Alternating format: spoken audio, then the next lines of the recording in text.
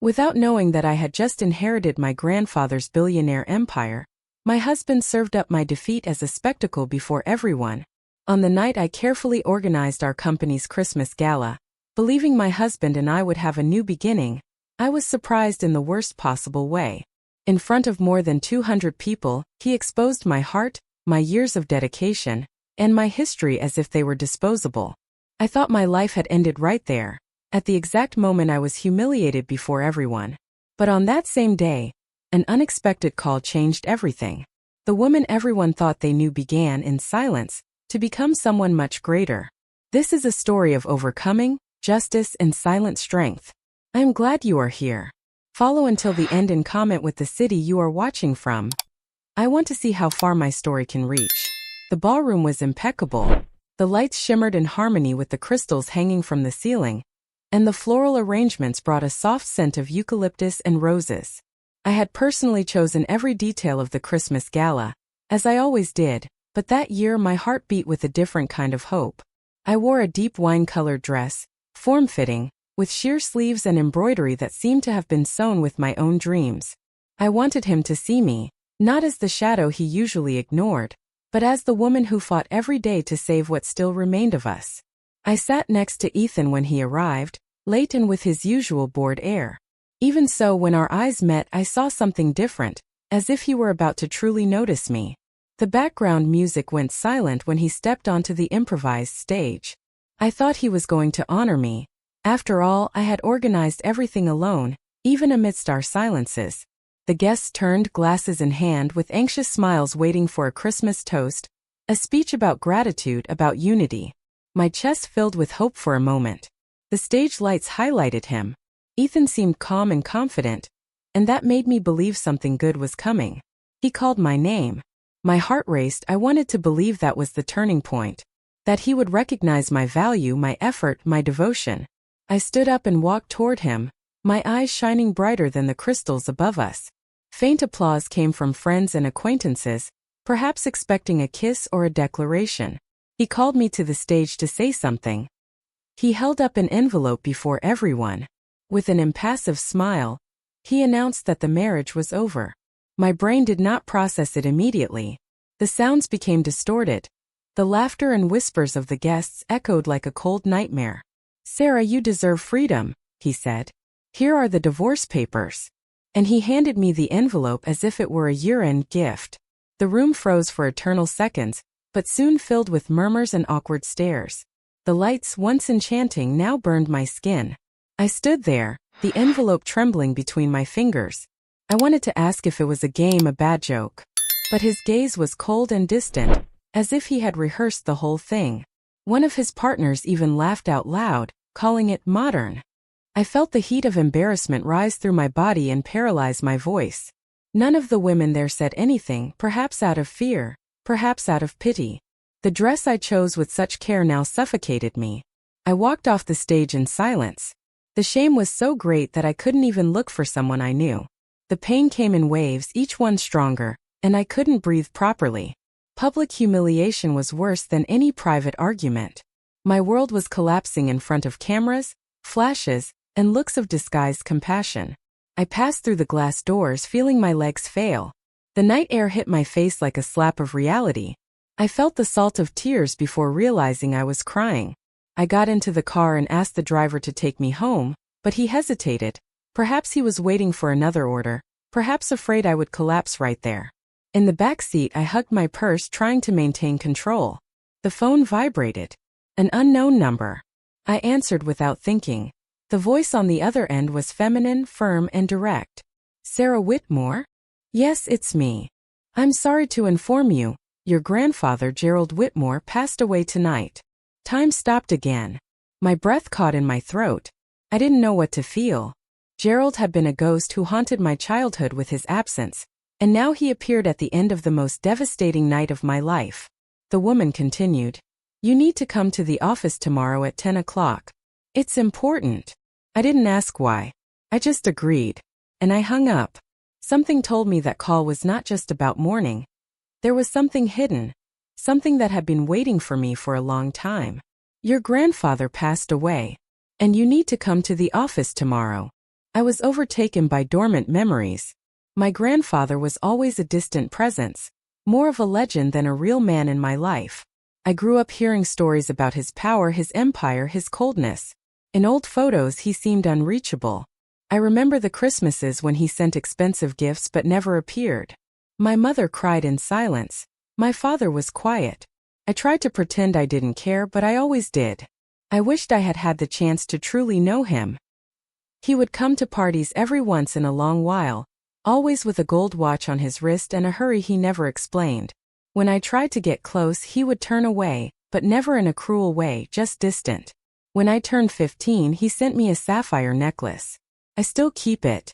That was the closest I ever got to a gesture of affection from him. I wondered as I stared at the night through the car window, why he had asked to see me now. Even after death, there were questions that were never answered. Like, why did he distance himself? Why did he never interfere when my marriage began to crumble? Did he know? Did he see what I pretended to hide? And why, among all the grandchildren and relatives, had he requested my presence at that exact moment? A part of me, wounded, did not want to create hope. But the other, the one that still desired to be seen, clung to the slightest possibility of meaning. But he never completely cut the ties. I arrived home late at night. The lights were on. The door was open.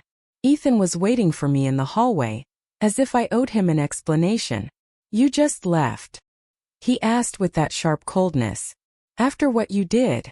Was I supposed to applaud you?" I replied without raising my voice. But he wasn't interested in listening. He was irritated because for the first time I had left him talking to himself. "You exposed me," he said. I almost laughed, as if I were the guilty one. Before I could retort, he crossed his arms. "You can't act like you're the victim." I felt like screaming, but I took a deep breath. "Is the theater over?" I asked. He took a step to the side. "There is someone waiting for me." I went up the stairs as if I were floating, already predicting what I would find.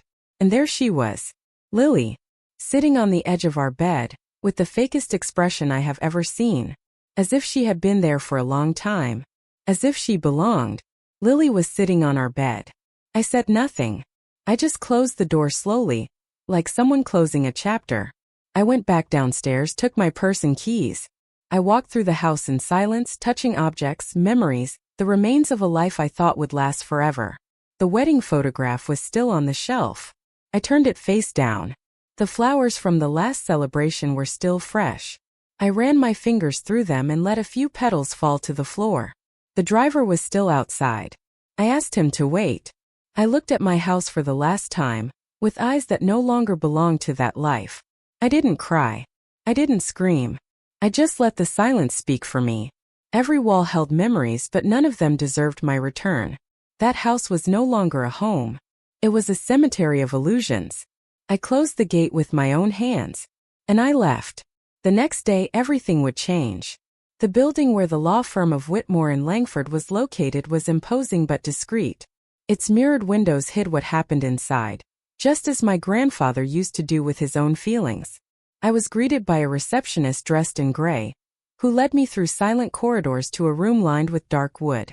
Sitting at the table was a woman with a steady gaze and precise gestures, Rachel Langford. She stood up, shook my hand, and offered me a seat, as if we were about to sign an ordinary agreement. But it was no ordinary meeting. Rachel opened a folder and pulled out a letter with my name written by hand. "Your grandfather wrote this for you. He asked that it be read only after his death." My fingers trembled as I held the envelope. I recognized the handwriting instantly. I tore the edge carefully and began to read. His voice resonated in every word. "If you are reading this, it is because my time has ended. But yours, my dear, is just beginning." The floor seemed to pull away from under my feet. In the letter, he said he had always watched me, silently from afar, in my small gestures, in the choices I made. He said he knew I was suffering and that he regretted not being more present. That among all the descendants, I was the only one with the balance between justice and compassion. Therefore, he had left the family's greatest legacy to me. I swallowed hard. My blurred vision tried to process what that meant. "Whitmore Holdings is now yours," said the last line. He was watching me this whole time? Rachel then opened another folder. There were the official documents, records, wills, contracts. She spoke clearly, but my hands were sweating. Your grandfather left 100% of the shares of Whitmore Holdings to you. The transfer has already been legalized. As of today, legally, you are the sole heir of the conglomerate. My heart raced. It was an unimaginable fortune, an empire of more than $30 billion. And now it was mine. My name. My signature. My responsibility. I tried to speak, but the words wouldn't come out. It was surreal. I couldn't think of anything else besides the irony of fate. On the same night I was publicly humiliated, I had become one of the most powerful women in the country. Rachel explained the next legal steps, but I only heard fragments. I, the invisible wife, was now the CEO of an empire. Everything began to take on a new shape, a new path, a new Sarah. My eyes returned to the papers. They felt heavy, as if they carried not only numbers and properties, but future choices, decisions that would affect thousands of people. I took a deep breath. I couldn't let that destabilize me, not at that moment. The company is solid, but its future will depend on how you lead the Whitmore name from now on. Rachel stared at me, and I realized she wasn't just speaking as a lawyer. She was testing my strength. The signature is already registered in your name. I left the office feeling the world spinning at a different frequency. The truth was too big to fit inside me at that moment. I got into the car, took off my shoes and leaned my head against the seat. I could call someone, tell them, scream. But I kept silent. No one could know. Not now. Ethan needed to continue believing he had won, that I was broken. That would give me time. And time now was my greatest weapon. I closed my eyes for a moment and heard myself whisper, calm. Control. The decision was born right there, in the back seat of that car. I wouldn't tell anyone. Not old friends, not family, not the press. I needed to understand the game before playing it. Ethan taught me with cruelty how appearances manipulate everything. Now it was my turn to wear a mask. Except mine would be made of steel. In silence. First I need a plan. I walked through the front door as if nothing had happened. The house was silent, but I already knew every breath of that place. I passed through the hall with the serenity of someone returning from the supermarket, not from the meeting that would redefine my life. Ethan was in the living room, with a glass of whiskey in his hand and his feet propped up on the coffee table. He looked at me over his shoulder, smiled, and turned his attention back to the TV. Did you sleep well at your sister's house? He mocked. I nodded, as if every word of his were harmless. I went up the stairs like someone walking on glass. The bedroom was exactly as I had left it. Cold, impersonal. No sign of Lily. Perhaps she only appeared at night. I ran my fingers over the bedspread, took a deep breath and went to the closet. I needed to maintain the routine, hide every tremor. I wore a simple white shirt, gray pants and a discreet necklace. When I returned to the living room, Ethan was pretending to be immersed in a virtual meeting. I made coffee, sorted old papers, read emails. All with the calmness of someone whose world had never been turned upside down. But inside, every step was a preparation. I couldn't falter. That house for now was still my battlefield. And I would play with intelligence. Ethan needed to continue underestimating me. Only then would I have enough time to strengthen myself. And the first step was to seek support from someone who truly knew how to play in this world that my grandfather dominated for decades. I needed someone on the inside. And I already knew who. Ethan smiled as if he had already won. In the late afternoon, I received an email from Rachel. Can we talk today? I replied yes. She asked me to go to a discreet room on the ground floor of a commercial building downtown. When I arrived, she was not alone. Beside her was a woman of immense presence, with eyes that seemed to pierce through truths. Sarah, this is Valerie Cooper, the best divorce lawyer I know. Valerie greeted me with a firm handshake. Her gaze said it all. She was not one for half measures. Rachel explained that Valerie accepted the case for one simple reason. She doesn't lose. I have already read about your husband. I have beaten men like him before. And I will beat him again. I felt a wave of relief and a strange pleasure imagining Ethan facing Valerie in a courtroom. Finally, I had an ally. An expert in dismantling inflated egos. He will want to silence you. He will try to buy you. He will use the media. But you will not give in. Are you willing to play until the end? I nodded. Rachel smiled. Then let's begin. The table filled with documents, spreadsheets, and data. Valerie had already drawn up a financial profile of Ethan. She knew where he hid resources, what his weak points were, and what would make him lose control. It was like watching a chess game being set up before me. And for the first time in a long time, I felt like I was no longer alone. We were about to start a war. But now I had weapons. She doesn't lose cases. Never. I spent hours listening to strategies, taking notes, trying to absorb everything. But one plan in particular caught my attention. Valerie proposed that we continue letting Ethan believe he was in control. Let him relax. Let him show off. He will make mistakes if he thinks he has already won. It was risky. It required cold blood. But it was perfect. And I was ready. I told them I would accept that line of action. I would smile, cook, be kind. While inside I sharpened my new self. Upon leaving the meeting, I felt the air was different. As if something inside me had aligned. I was no longer just the betrayed wife. I was the woman who carried an empire in her name, and who was now planning how to use it. Ethan had no idea what he was about to lose. And the longer it took for him to notice, the stronger I would become. Now it was a matter of time. And silence. Patience, finally, had become my deadliest weapon. Let's let him think he is in control. I began to observe from afar the social events I was always a part of, now as a silent spectator. Ethan made sure to appear at every cocktail party, every business dinner, with Lily by his side, as if she were his new trophy. They posed for photos, laughed too loudly, and exchanged rehearsed looks. I saw these images circulating on social media and cheap gossip columns, as if they were proof that he was moving on. I laughed inside. No one there knew what was about to happen. Every move of his was predictable, and therefore useful. In one of the photos, Lily was wearing a dark blue embroidered dress with asymmetrical sleeves. My heart raced. I knew that piece. I had designed it months earlier for a charity event he never let me attend.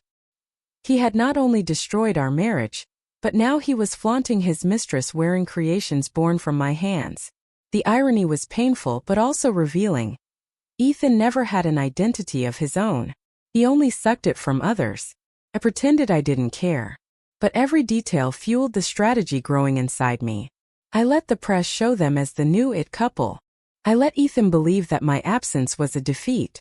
But the truth was that I was more present than ever, behind the scenes in legal corridors in silent moves. Every step he took now was recorded, analyzed, predicted. The stage was his for now. She was wearing a dress I had designed. When we met at his law office weeks later, he looked victorious. Finally decided to accept reality, he said, sliding an envelope with the terms of the divorce settlement. The amount offered was high, for an ordinary person. But for me now it was offensive. I signed the paper firmly without trembling. Everything is correct, I murmured. Ethan's eyes widened, confused. That was not part of his script. I was supposed to protest, cry, hesitate. But I just signed. He tilted his head, trying to decipher my calmness. You are strangely calm, he commented. I shrugged. I'm just tired of fighting. Inside, however, my mind was on fire. That signature was not a surrender. It was bait. The filed agreement would be just the beginning of the turnaround he didn't see. Ethan leaned back in his chair, relaxing. I think deep down you knew it was better this way. I smiled back like someone accepting a well-delivered blow. I stood up from the chair with elegance and thanked him. The performance was perfect. He truly believed I had given up, that the Sarah he had molded for years had accepted the role of supporting character forever. Except now, I was the director of my own story.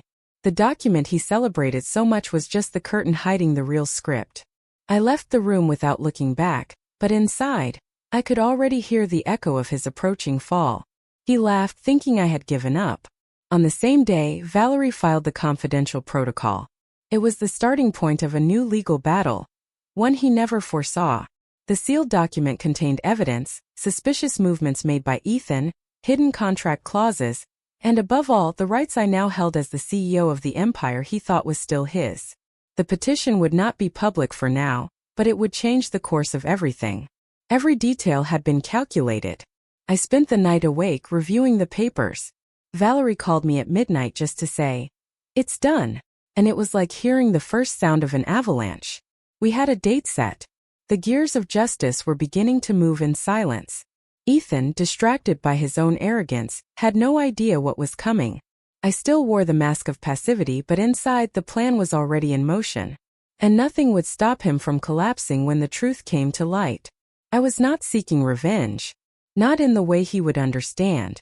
What I wanted was justice, the kind that never screams, never hurries, but arrives at the right time and destroys everything built on lies. And I knew the right time was near. 3 weeks. That was all I needed. 3 more weeks of silence, and his structure would begin to crack from the inside. And then there would be no stage or audience that could save him. In 3 weeks, the final hearing will change everything. 2 days after the notification, Ethan was informed by one of his lawyers about losses in shareholdings that he thought were under control. Rachel and Valerie had acted quickly, supported by legal clauses that my grandfather had kept well guarded in the holding company's contracts. Ethan freaked out. I received the news through Valerie with a smile on her face. "He didn't understand how this happened," she said. And I just shook my head. He would never understand. Until it was too late. The first time Ethan called me after the notification, I didn't answer. I knew he was writhing in anger and doubt. For the first time, he didn't have control. And that, for someone like him, was unbearable.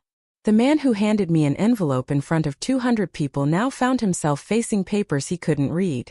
It was the beginning of the fall. And the most interesting thing was seeing how he began to become disorganized. His decisions became impulsive, confused, and fragile. In the following days, Valerie said his meetings with shareholders became tense. Some board members were already questioning recent decisions. And then the first rumors emerged. The empire he flaunted so much began to slip through his fingers. All before a silent audience that watched. And in the center of it, me, invisible to him but present in every movement. That was not a war. It was surgery. Precise, silent, fatal. How did she get access to that?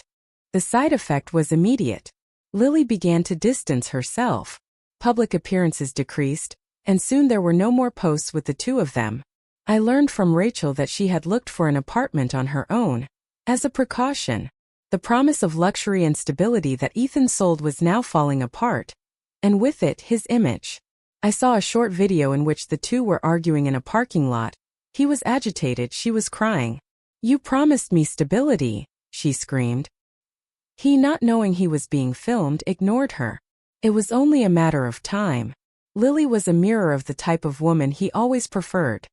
Moldable, displayable, obedient.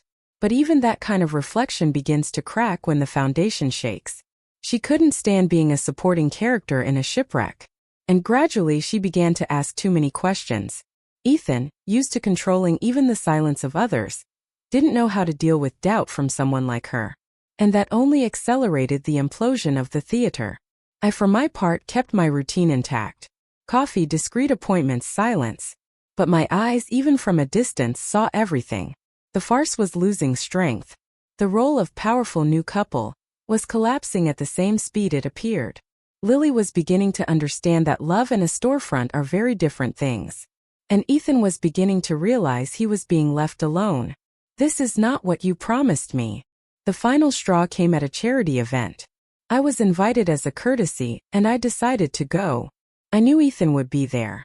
When I arrived, in a simple black dress and a pearl necklace, he locked his gaze on me as if he didn't expect me to have the courage.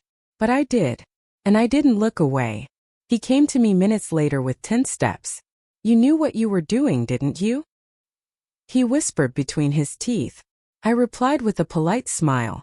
"I always knew." He lost control. He began to raise his tone. The people around pretended not to listen, but they did. "You set this all up. Is that it? You're going to destroy everything for revenge." He continued. I kept my gaze fixed and cold. "I'm not destroying anything. I'm just clearing away the rubble." Ethan seemed disoriented, like someone who had lost their footing. For the first time, his mask fell in public. And everyone saw it, including me. But I felt no pity. The pain he caused me was not comparable to the wound he was now inflicting on himself. He created his own destiny, and now he was watching the fall in slow motion. When he finished speaking, I just smiled. And I walked away amidst glances and whispers. The night went on, and he stood still in the center of the ballroom, alone, small, trying to understand where everything had started to crumble. The answer was simple. When he decided to underestimate me, she just smiled and left. I began attending the Whitmore Holdings meetings as the interim CEO, but always behind a discreet and legal name. Rachel took care to keep my identity out of the minutes and protocols. I watched the meetings through the tinted glass of the adjoining room, or followed along via video conference without a camera. The team was on high alert, trying to understand the recent restructuring, not knowing that the change came from someone who had always been ignored. Hearing executives debate solutions without imagining that it was I who had approved each one of them was almost poetic. Gradually, I recognized faces, vices, and veiled lies. The company was strong, but it was contaminated by years of decisions that favored a few and penalized many. My grandfather had maintained control up to a point, but Ethan had transformed part of the structure into a reflection of his vanity. I began to outline the first changes with Rachel. New internal codes, strengthening governance, and anonymous whistleblowing channels. Everything was done strategically, without fanfare, like a surgery performed without anesthesia, but necessary. While the facade remained intact, the foundation was being transformed. That was more than an act of justice. It was reconstruction. And I felt alive. For the first time, I used my intelligence freely, without needing to ask for approval or permission. The meetings became less chaotic. Some decisions began to yield modest praise. And although no one knew who the new figure behind the resolutions was, they were already starting to call her someone who knows what they are doing. You don't know who is behind this. My heart filled to see that the small changes were provoking large reactions. We suspended suspicious contracts, revised environmental policies, and began investing in social impact projects. Rachel said I was idealistic but realistic. And perhaps she was right. I didn't just want to clean the family name, I wanted to honor it. For the first time, I felt I was living up to the last name I carried. And not because of the money, but because of what I did with it. The hallways of Whitmore Holdings seemed to breathe differently. The employees came to work with less tension. The departments began to communicate more fluently. It was as if the empire were waking up from a long nightmare. I walked through the rooms discreetly, absorbing. One day, as I crossed the lobby, I heard an employee say, "Someone up there cares about us now." I smiled without her noticing. That was worth more than any rising stock price. Rachel told me to stay focused, and I did. But I also let pride reach me every now and then. Not a vain pride, but the pride of knowing that I was finally occupying the space that was always denied to me. Silence continued to be my greatest ally. But it was not empty. It was full of meaning. Every decision made was a step closer to the revelation that would change everything. I was still invisible. For a short while. This place has a new heart. It was during an internal audit that the veil finally fell. Documents filed under complex codes revealed financial movements made by Ethan while he still held an executive position. Offshore accounts, over-invoiced purchases, contracts with shell companies. I felt my blood run cold. Every number, every value was a cry of disrespect. It wasn't just greed, it was dishonesty on a large scale. And for years, he had used our family's name as a shield. Valerie analyzed everything with calmness and precision. This could lead to a criminal case if we want. But at that moment, my emotion was greater than any legal plan. I felt betrayed again, not as a wife, but as the heir to a legacy that he tried to stain for convenience. I cried alone that night, not out of weakness but out of indignation. Ethan hadn't just destroyed a marriage. He had corroded an empire built with sweat and vision. After taking a deep breath, I understood what needed to be done. Not for revenge but for justice. He needed to face every consequence, and the world needed to know the truth. I was no longer the woman who accepted things quietly, and my silence now would have an end time.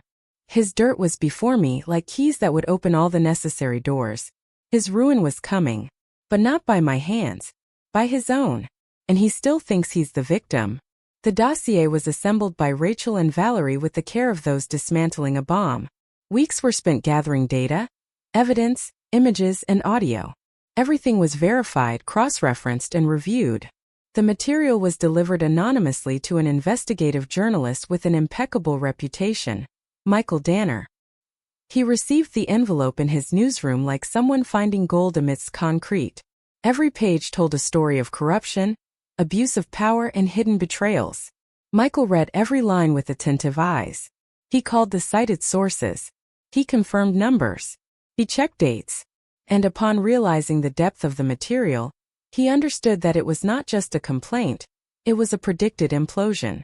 The name Ethan Whitmore was in every corner of the dossier. But there was something even more intriguing.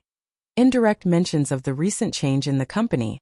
A silent, firm movement that reoriented the empire. Who is behind this? He wondered. The answer was not there yet. But the evidence was. And it was too strong to be ignored. Michael prepared the report with caution and urgency. It was a risk, but it was also an undeniable scoop. When the newspaper decided to publish, they knew the impact would be national. Ethan was not just a businessman. He was a public figure surrounded by influence. The story would come out in the Sunday edition. And I, in silence, waited. Every tick of the clock brought me closer to the end. And the beginning. The evidence is all here. Sunday dawned with a gray sky and heavy air. But at the newsstands, on social media, and on online portals, his name was in the headlines in large capital letters. Investigation reveals financial schemes of Ethan Whitmore. Photos, graphs, documents. Everything was there, exposed. The entire country watched the fall of one of the most idolized men in the elite. And for the first time, his silence was real. No statements. No denials. Just the sound of his own empire collapsing. Interviews followed in sequence. Experts commenting. Former employees speaking. Ethan's image crumbled before everyone's eyes. But what surprised everyone was a sentence that appeared in the second part of the report. Internal sources indicate that the turnaround in management began after the death of Gerald Whitmore, led by a figure not yet revealed. It was enough to generate theories.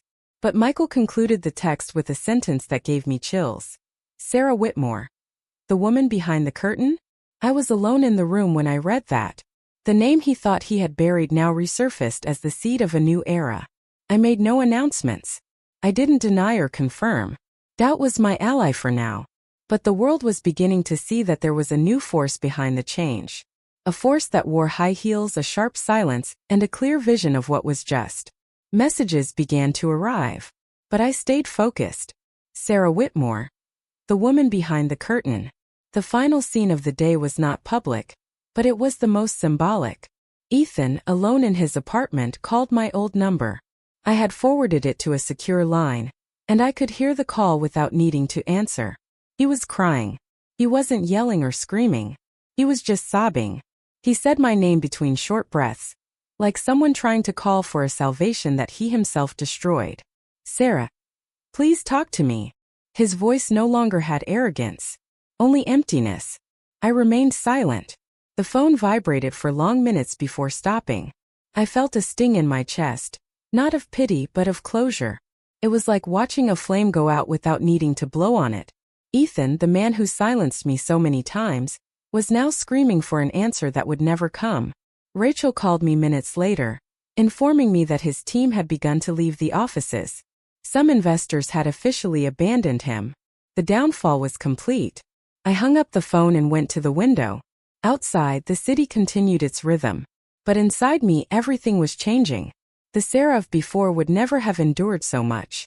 But now I knew exactly who I was. And more importantly, I knew what was yet to come. The war was over. But the story was just beginning. He called Sarah, sobbing. The phone rang on a silent afternoon. The number was not saved, but the name echoed even before he said a word. Sarah, it's me. Ethan's voice was loaded with a weight he had never shown before. Not publicly, not with me. He apologized. He spoke about mistakes, about pride, about regrets. He said that now he saw everything clearly, that losing everything had made him see who truly mattered. I stayed silent, listening to every word. It was like watching an old black and white movie. He appealed to memories, trying to revive feelings that had long been dead. Remember our first Christmas together, he said, his voice failing. You sang off-key and laughed without stopping. It was the first time I felt at home with someone. For a second I felt something move inside me. Not love, but the memory of who I once was. But it was late. Too late. He wanted to go back in time, but time was exactly what he took from me. Years of silencing, of contained pain, of absence disguised as partnership. Now he said he would change, that he would do things differently. But I knew it wasn't about me. It was about him trying to cling to the last thing that still remained. The image of a marriage that he himself destroyed. Ethan didn't miss me. He missed what I represented. Remember our first Christmas together? I took a deep breath before responding. Firm. Precise. Without resentment, but with a sharp clarity. Ethan, you had every chance. Every single one. And you chose to ignore them. He tried to argue, but I interrupted. I am not that woman anymore. I am not the one who waited for your attention. I am not the one who justified you to others. I am not the one who shrank so that you could shine. With every word I felt my spine straighten inside. I was free. He said he still loved me, that he could start from scratch.